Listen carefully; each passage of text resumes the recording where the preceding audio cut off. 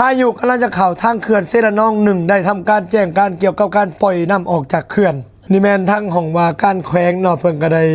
มีการแจ้งการเกี่ยวกับที่ว่าเพิ่นจะปล่อยน้ำออกจากเขื่อนเซระนองหนึ่งเนาะเนื่องจากว่าตอนนี้ทางพายุจากทะเลจีนใต้นี่กำลังจะพัดผ่านเข้ามาทางประเทศลาวเฮาหนึ่งในนั้นก็มีแขวงสวรรณเขตของเฮาเองเนาะที่จะได้รับผลกระทบจากพายุครั้งนี้เนาะวันนี้ข้าพเจ้าจะอ่านสรุปเกี่ยวกับการแจ้งการของการปล่อยเขื่อนน้ำเซระนองหนึ่งเนาะเพราะว่าทาง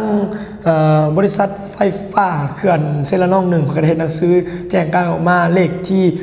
051เนาะทับซนร1ลงวันที่20กันยายน2025เนาะถ้าหอมาการแข่งสมรเขตนี่ก็ยังให้แจ้งประชาชนบรรดาเผ่าว่าตอนนี้ปัจจุบันนี้น้ำในอ่างเขื่อนเซระนอง1นี่อยู่ที่ประมาณ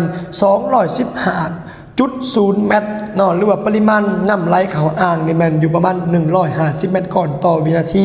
ตามการคาดคะเนในวันที่3ตุลาคม2025วันที่17ตุลาคม2025ผลกระทบจากพายุทะเลจีนใต้หรือว่าพายุเพิงเชิญเนาะที่จะได้พัดผ่านเข้ามาเพราะว่าทางสวรรณเขตเฮาก็จะได้รับผลกระทบโดยตรงจากพายุตัวนี้ที่ว่าทางกรมอุตุนิยมวิทยาเพิ่นได้แจ้งออกมาแต่มื้อซื่นแล้วเนาะและบัดนี้ตามการคาดคะเนนี่มันจะมีน้ำไหลเข้าสู่อ่างปริมาณ 3,500 เมตรก่อนต่อวินาทีเพื่อความปลอดภัยของเขื่อนทางเขื่อนไฟฟ้าเซระนอง1นี่เพิ่นจะทำการปล่อยเขื่อนหรือว่าระบายน้ำออกจากประตูน้ำล้นโดยจะปล่อย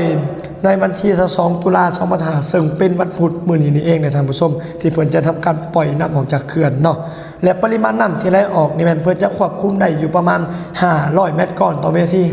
3,000 เมตรก่อนต่อวินาทีโดยจะหักษาระดับน้ำในอ่างบ่ให้เกิน 215.00 เมตร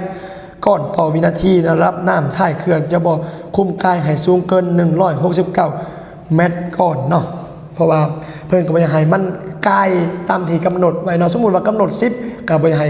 30ต้องอยู่ปริมาณ5 6 7ไปแบบนี้เนาะจะบ่ให้ใกล้ถ้าใกล้มันจะมีปัญหาทางเทคนิคหรือว่าจะส่งผลกระทบต่อเขื่อนโดยตรงนี่เนาะฉะนั้นเพิ่นจึงอยากให้ทางองค์การจัดตั้งบ้านหรือว่าผู้ที่อยู่ลุ่มเขื่อนหรือว่าให้เตรียมพร้อมรับมือกับการที่ว่าเพิ่นจะปล่อยเขื่อนออกมาเนาะ